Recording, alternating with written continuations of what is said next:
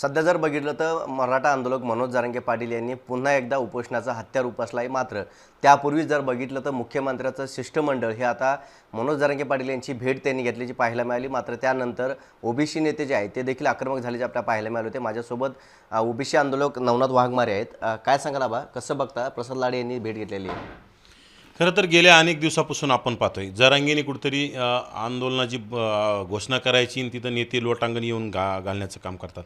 आणि मला एक याच्यामध्ये तुम्हाला महाराष्ट्रासमोर एक मोठी शंका आणि वास्तव समोर आणायचं आहे। कारण की गेल्या वर्षी उदय सामंत आले आणि अगदी उदय सामंत येऊन गेल्यानंतर तिसऱ्या दिवशी जरांगेने मुंबईला जाण्याची घोषणा केली आणि मुंबई जाण्याची घोषणा केल्याची तारीख जवळजवळ आली की अगदी 2-3 दिवसापूर्वी अगोदर लातूरमध्ये त्यांना प्रताप सरनाईक येऊन बंद दाराआड चर्चा करता।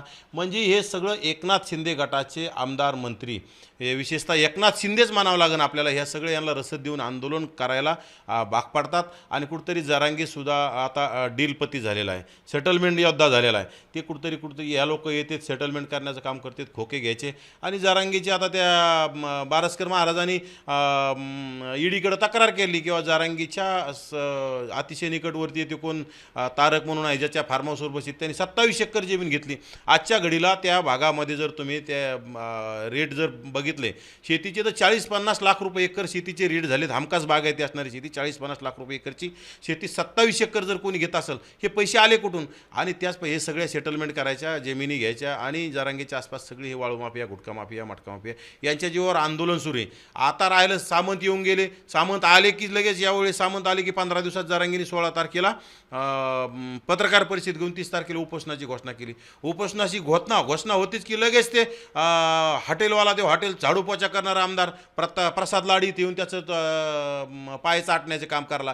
ज्या प्रसाद लाडला जरांगीने पार खालच्या पातळी त्याची आयमाय काढली, तिथे येऊन ते पाय चाटण्याचं काम प्रसाद लाड करायला लागला। त्याच्यानंतर ते आमचा बदनापूरचा ते तोत्र आमदार, त्याचं काय काम होतं तिथं? अरे त्याची ती इतकी अवकात काढली जरांगीने, ते तिथं गेल्याच्या नंतर हे तर काय माझ्या पातीचं नव्हतं म्हणे, याला मी निवडून आणलं। अरे त्या बिंडोक नारायण कुचेला कळलं पाहिजे, नारायण कुचे काही कुठल्या एका समाजावर निवडून नाही आला, त्याला माळी, धनगर, वंजारी, बंजारा, सुतार, सोनार, लोहार सगळ्या गरीब मराठ्यांनी सगळ्यांनी मतदान केलं। आणि जरांगेचा काय संबंध तिथं? जरांगेचा तर सहकारी उभा होता तिथं, तो राजरत्न आंबेडकरांना किती मतदान पडलं जरांगेच्या? म्हणजे जरांगे किती चाभरा आहे बघा। मग जर राजरत्न आंबेडकर जरांगेचा नोमानीन राजरत्न आंबेडकर जरांगेचे सहकारी होते, मग राजरत्न आंबेडकरांना मग कट मारून जर नारायण कुचेला जर पाठिंबा देत असेल तर जरांगेचा चाभरा। आणि जर राजरत्नला पाठिंबा असेल तर मग हे नारायण कुचे येडपट म्हणावं लागेल। कारण की नारायण कुचेला त्याचा फायदाच नाही, तो 18 पगड जातीतील 12 बलुतेदार, 18 रुतदार आणि गरीब मराठ्याच्या जीवावर निवडून आलेला आहे। आणि जरांगेचं आंदोलन हे गरीब मराठ्यांसाठी नाही, गरीब मराठ्यांचा तो नेता नाही, तो निजामी मराठ्यांचा, प्रस्थापित मराठ्यांचा आणि गुटखा माफिया, मटका माफिया, गुतेदार हे असे मोठमोठ्या लोकांचा नेता आहे। खरं तर पंचायत समिती सदस्य, जिल्हा परिषद मेंबर, महानगरपालिका, नगरपालिका ताब्यात घेणारे जे लोक आहेत, स्थानिक स्वराज्यासाठी मरमर करणाऱ्या लोकांचा तो नेता आहे। त्यांच्या जीवावर, त्यांच्या रसदीवर जरांगेचं आंदोलन सुरू आहे। परंतु नारायण कुचे त्या जरांगेला जाऊन तिथं ग्लासमध्ये पाणी देतो। नारायण कुचे तिथं हॉटेल टाकावी, चहा पाण्याची हॉटेल टाकली पाहिजे। नारायण कुचे राजीनामा द्यावा आमदारकीचा आणि तिथं जाऊन हॉटेल टाकण्याचं काम करावं, काय त्याच्या पाय पाडावं। इथून पुढं नारायण कुचेने ओबीसीच्या दारात येऊ नये मतदान मागायला, गरीब मराठ्याकडे सुद्धा जाऊ नये, जरांगेच्या पाय पडावं आणि जरांगेच्या जीवावर तिथं हॉटेल चालवावी। मात्र ओबीसीच्या सभा सुरू आहे, नेमकी त्या सभा कशासाठी आहे? हे बघा, जरांगेची घोषणेच्या अगोदर आम्ही, जरांगेच्या उपोषणाच्या घोषणेच्या अगोदरच आम्ही पाथर्डी तालुक्यातून एल्गार सुरू केलेला आहे की ओबीसी जातनिहाय जनगणनेसाठी जनजागृती अभियान सभा।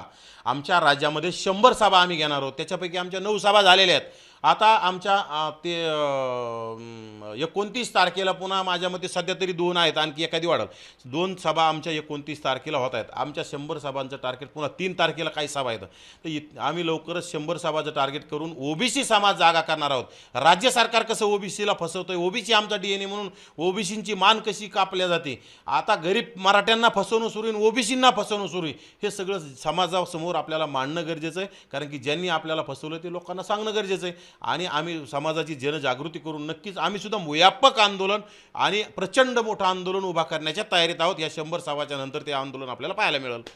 मात्र सध्या एक नवीन पार्टी सोशल मीडियावरती केली, जनता काँग्रेस पार्टी असं नाव आहे। कसं बघताय सर्व त्या गोष्टी? कारण त्याच्या आईवडीला जीव मारा धमकी सुद्धा आलेले, तो संभाजीनगरचा रहिवासी आहे तो। हे बघा, भारतीय जनता कॉक्रोच पार्टी हा खरं तर जनतेचा आक्रोश त्याच्यातून बाहेर पाडला. आजच्या घडीला महागाई, गगनाला भिडलेली डिझेल पेट्रोल मिळत नाही, सरकार काय करतं हे कळत नाही, केंद्र सरकारच्या काय घोषणा, तिकडं मोदी साहेब आपले देश विदेशात फिरतायत, त्यांच्या कोणासोबत काय करताय, डील करताय, काय करताय, रील टाकताय, कुठं कोणाला चॉकलेट देताय, हे त्यांचा प्रश्न आहे. परंतु इथं राज्यामध्ये शेतकऱ्यांच्या ट्रॅक्टरला डिझेल मिळत नाही, शेतीच्या मशागती कशा करायच्या, राज्यामध्ये शेतकरी अडचण येते, शेतीमालाला भाव नाही.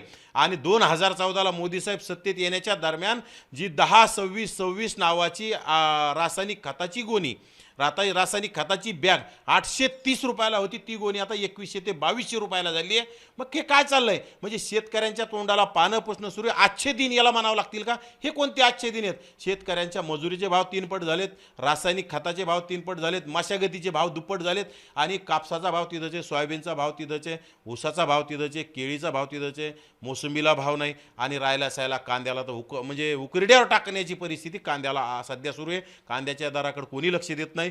हे शेतकऱ्यांच्या तोंडाला पानं पुसणं काम सुरू आहे. उद्योगपत्यांचे घरं भरणं सुरू आहे. मागच्या काळात बाजारभाव, कच्च्या तेलाचे बाजारभावचे रेट आणि जर ह्या तेलाची तुलना केली तर 50-60 रुपये लिटर डिझेल देता आलं असतं. परंतु त्यावेळेस बी तुम्ही डिझेल 90च्या पुढं विकलं. मग आज तुम्ही थोडी जळा स्वचा ना, आज काहून डिझेलची रेट वाढायची गरज आहे? आज म्हणजे तुमच्या अंगलट आलं की रेट वाढवायचे, आणि ज्यावेळेस तुमच्या फायद्याचे तेव्हा तुमच्या तिजोऱ्या भरायच्या, उद्योगपत्याच्या तिजोऱ्या भरायच्या. पण माझ्या शेतकऱ्यांचे कधी घरं भरायचे, माझ्या शेतकऱ्यांना कधी नफा मिळायचा? म्हणजे शेतकऱ्याच्या वाट्याला फक्त तोटाच टाकलेला आहे. त्यामुळे शेतकऱ्यांनी सुद्धा जागं झालं पाहिजे. तेच आक्रोश ही कॉक्रोच जनता पार्टी, हा काय पक्ष म्हणून नाही, परंतु त्याचा सोशल मीडियाचे प्लॅटफॉर्म आहे, त्याच्यामध्ये इंस्टा आहे, फेसबुक आहे, ट्विटर आहे, त्याच्यामधून एका गरीब कुटुंबातील तरुणांनी, माझ्या मते तो हिंगोलीचा मूळ रहिवासी आहे, त्या तरुणांनी ती पार्टी सुरू केली, आणि त्या पार्टी नावाने अकाउंट सुरू केले. लाखो, माझ्या मते करोडो तरुण त्याच्यामध्ये, काय 15 मिलियन फॉलोअर त्याचे, 15 मिलियन का 3 कोटीपर्यंत त्याचे फॉलोअर गेलेत. आज जर इतक्या दिवस फॉलोअर, ही कुठतरी खतखदे समाजातल्या अडीअडचणीची खतखदे, असंतोष आहे, आणि हा असंतोष राज्य सरकारने, केंद्र सरकारने दूर केला पाहिजे. फक्त तुम्ही लाडक्या बहिणींना पैसे देऊन चालणार नाही. लाडक्या बहिणीला पैसे द्यायचे, दाजीच्या खिशातून 4 पट वसूल करायचे, हे चालणार नाही. लाडक्या बहिणीला 1,500 द्यायचे आणि दाजीच्या खिशातून 15,000 काढून घ्यायचे, हे येणाऱ्या काळात चालणार नाही, समाजाला कळतंय. त्यामुळं राज्य सरकारने आणि केंद्र सरकारने त्यांची जी काय स्ट्रॅटर्जी आहे ती बदलली पाहिजे. शेतकऱ्यांचे दिन, आजचे दिन आणले पाहिजे. शेतकरी येणाऱ्या काळात आत्महत्या केलेले दिसन, छोट्या मोठा गुत्तेदारी करणारे लोकसुद्धा अडचणीत आलेत. फक्त मोठे उद्योजक आहेत, अदानी अंबानी, हे मोठे होत चाललेत. याच्या पलीकडेच राज्य समाजामध्ये सगळ्या अडचणीला सामोरं जाण्याचं काम आपल्याला पाहायला मिळतंय.